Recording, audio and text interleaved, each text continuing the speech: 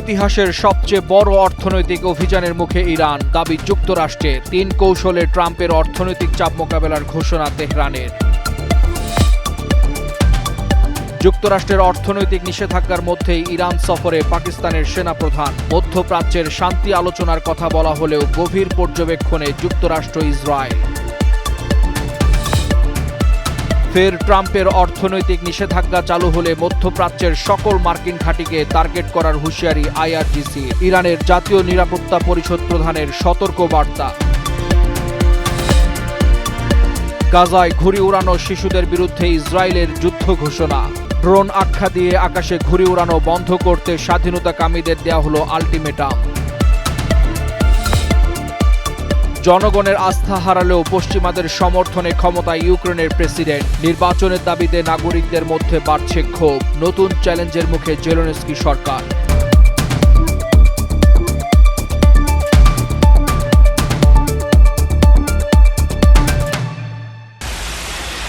যুক্তরাষ্ট্র ও ইসরায়েলের চাপিয়ে দেওয়া সামরিক যুদ্ধ মোকাবেলায় 4 ধাপের কৌশল ব্যবহার করেছিল ইরান। এবার ট্রাম্পের দ্বিতীয় আগ্রাসন অর্থনৈতিক যুদ্ধ সামলাতে 3 ধাপের কৌশল তৈরি করে রাখার কথা জানিয়েছে তেহরান।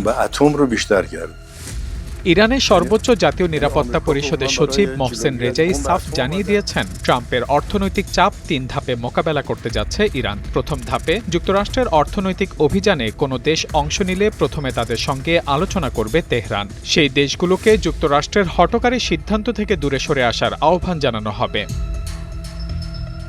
কাজ না হলে আসবে দ্বিতীয় ধাপ, আর তা হচ্ছে চাপ প্রয়োগ। তাতেও অবস্থার পরিবর্তন না হলে সংশ্লিষ্ট দেশের স্বার্থে তৃতীয় ধাপ হিসেবে সরাসরি আঘাত হানা হবে বলে হুঁশিয়ারি দিয়েছেন রেজাই। এমনকি অর্থনৈতিক নিষেধাজ্ঞায় অংশ নেওয়া দেশকে শত্রু হিসেবে বিবেচনার কথাও জানান তিনি।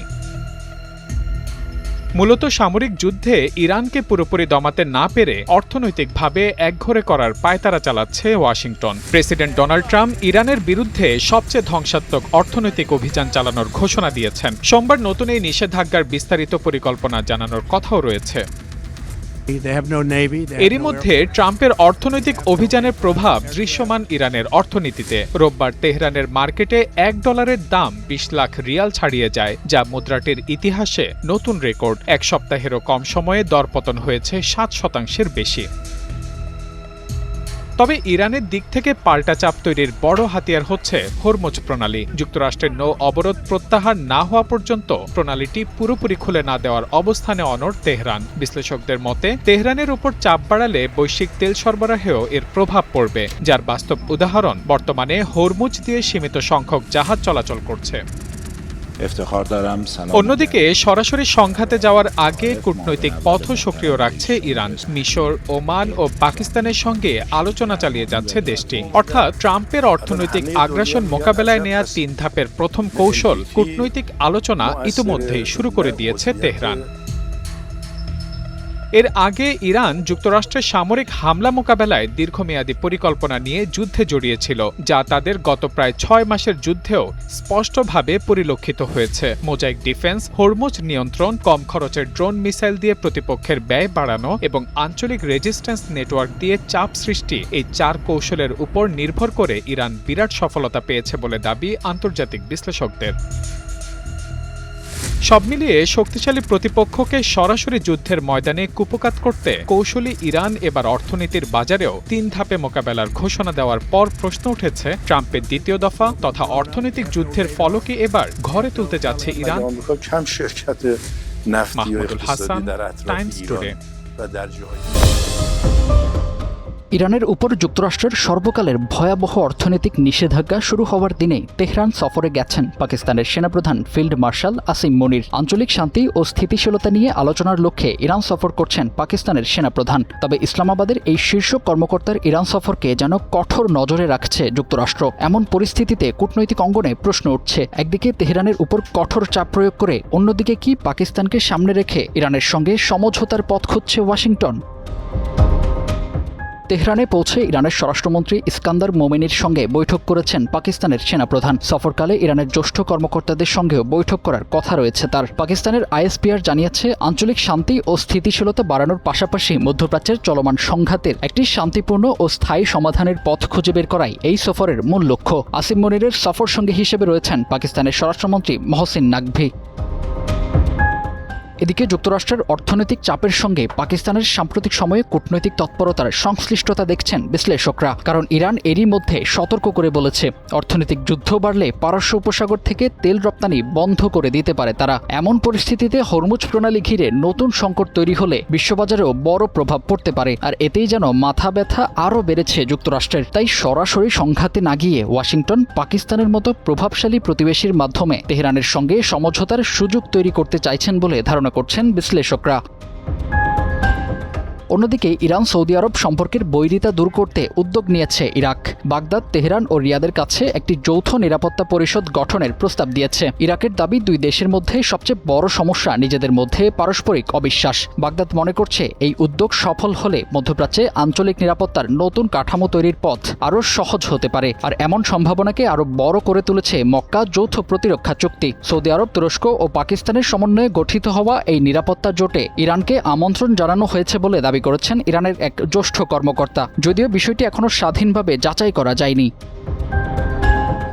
সব মিলিয়ে ইরানকে ঘিরে এখন একই সময়ে অর্থনৈতিক চাপ, কূটনৈতিক তৎপরতা এবং আঞ্চলিক নিরাপত্তা জোটের নানা হিসাব নিকাশ চলছে। যুক্তরাষ্ট্রের নিষেধাজ্ঞা একদিকে তেহরানের ওপর চাপ বাড়াচ্ছে, অন্যদিকে পাকিস্তান, ইরাক ও উপসাগরীয় দেশগুলো সমঝোতার নতুন পথ খুঁজছে। আসিম মনিরের তেহরান সফর তাই শুধু একটি দ্বিপক্ষীয় সফর নয়, হরমুজ থেকে পুরো মধ্যপ্রাচ্যের উত্তেজনা কমানোর বড় কূটনৈতিক প্রচেষ্টার অংশ হিসেবেও দেখছেন বিশ্লেষকরা। ফাহিম হৃদয়, টাইমস টুডে। মধ্যপ্রাচ্যে থাকা মার্কিন সামরিক ঘাঁটির পর এবার আমেরিকান কোম্পানিগুলোকে সরাসরি লক্ষ্যবস্তুতে পরিণত করার কঠিন হুঁশিয়ারি দিয়েছে ইরান। ট্রাম্প প্রশাসনের কঠোর অর্থনৈতিক হুমকির পাল্টা জবাবে তেহরান বলেছে, নিষেধাজ্ঞা বাড়ানো হলে মধ্যপ্রাচ্যে থাকা মার্কিন তেল ও ব্যবসা প্রতিষ্ঠানে ধ্বংসাত্মক হামলা করা হবে। এর আগে গেল 19 আগস্ট ইরানকে কঠোর ভাষায় হুমকি দিয়ে ট্রাম্প বলেছেন, তেহরানের ওপর নজিরবিহীন অর্থনৈতিক নিষেধাজ্ঞা আরোপ করা হবে এবং আন্তর্জাতিকভাবে একঘরে করে দেওয়া হবে। এর জবাবে 22 আগস্ট ইরানের জাতীয় নিরাপত্তা পরিষদের প্রধান মহসিন রেজাই ইরানের এক রাষ্ট্রীয় গণমাধ্যমকে বলেছেন, এই যুদ্ধে ইসলামিক প্রজাতন্ত্রের হাতে অতিরিক্ত সুবিধা থাকা সত্ত্বেও তারা এখনও মার্কিন কোনো অর্থনৈতিক স্বার্থে হামলা করেনি। এখন পর্যন্ত আইআরজিসি শুধু মার্কিন সামরিক ঘাঁটিগুলোকে লক্ষ্যবস্তু করেছে। মহসিন রেজাই আরও বলেন, যদি ইরানের ওপর অর্থনৈতিক নিষেধাজ্ঞা আরোপ করে তাহলে মধ্যপ্রাচ্যে যুক্তরাষ্ট্রের সকল তেল ও অর্থনৈতিক প্রতিষ্ঠানে ভয়াবহ হামলা চালাবে ইরানের শক্তিশালী সামরিক বাহিনী। এছাড়া মহসিন রেজাই আরও বলেন, ট্রাম্প যদি তার পরিকল্পনা কার্যকর করে তার বিপরীতে এই সংঘাত হবে ভূমিকম্পের মতো। যদিও মার্কিন কোন কোম্পানিগুলোকে লক্ষ্যবস্তু করা হবে তা এখন পর্যন্ত নির্দিষ্ট করে জানায়নি Iran. Sakib Mahmud, Times today.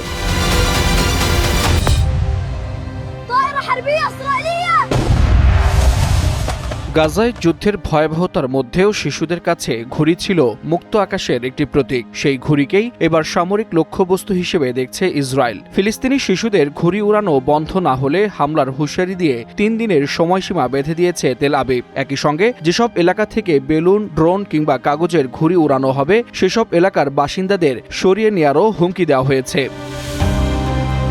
শিশুদের হাতে থাকা কাগজের ঘুড়িকে ড্রোনের সঙ্গে তুলনা করে আরও কঠোর অবস্থান নিয়েছেন ইসরায়েলের প্রতিরক্ষা মন্ত্রী ইসরায়েল কাটজ। তার ভাষ্য, ঘুড়িতে বিস্ফোরক থাকুক কিংবা না থাকুক এগুলোকে ড্রোনের মতো বিবেচনা করা হবে। এমনকি ঘুড়ি উড়ানোর সঙ্গে জড়িতদের লক্ষ্য করে হামলার নির্দেশ দেওয়ারও কথা জানিয়েছেন তিনি। অথচ ইসরায়েলি সামরিক সূত্র বলছে, গাজা থেকে শিশুদের ওড়ানো ঘুড়িগুলোতে কোনো সন্দেহজনক বস্তু পাওয়া যায়নি এবং সেগুলো সাধারণ মানুষের জন্য কোনো ঝুঁকিও তৈরি করেনি। এরপরও এসব ঘুড়িকে কেন্দ্র করে বিশেষ নিরাপত্তা বৈঠক করেছেন প্রধানমন্ত্রী বেনিয়ামিন নেতানিয়াহু ও শীর্ষ সামরিক কর্মকর্তারা। বিষয়টি নিয়ে ইসরায়েলি বসতিতেও তৈরি হয়েছে ক্ষোভ। এদিকে ফিলিস্তিনি স্বাধীনতাকামী সংগঠনগুলো বলছে, গাজায় হামলা আরও বাড়ানোর অজুহাত হিসেবে ঘুড়িকে ব্যবহার করছে ইসরায়েল।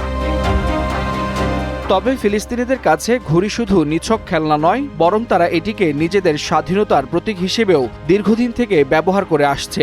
এমনকি 2010 সালে গাজার সমুদ্র সৈকতে UNRW এর আয়োজনে 6302টি ঘুড়ি একসঙ্গে উড়িয়ে বিশ্ব রেকর্ড গড়েছিল ফিলিস্তিনি শিশুরা। কিন্তু এই শিশুদের স্বাভাবিক শৈশব, খেলার অধিকার আর মুক্ত আকাশও যখন সামরিক হুমকির মুখে, তখন গাজায় ইসরায়েলের এই নির্মমতার চূড়ান্ত নজির দেখছে বিশ্ব। Waliul Hasnat, Times today. যুদ্ধের ময়দানে রাশিয়ার চাপ, দেশের ভেতরে রাজনৈতিক বিরোধ আর নির্বাচন নিয়ে বাড়তে থাকা জনগণের ক্ষোভ, সব মিলিয়ে নতুন চ্যালেঞ্জের মুখে ইউক্রেনের প্রেসিডেন্ট ভলোদিমির জেলেনস্কি। জনমতেও তার প্রতি আগের মতো অটুট আস্থা নেই। অথচ এমন পরিস্থিতিতেই পশ্চিমা মিত্রদের সমর্থন নিয়ে ক্ষমতার মসনদ ধরে রাখার চেষ্টা করছেন তিনি।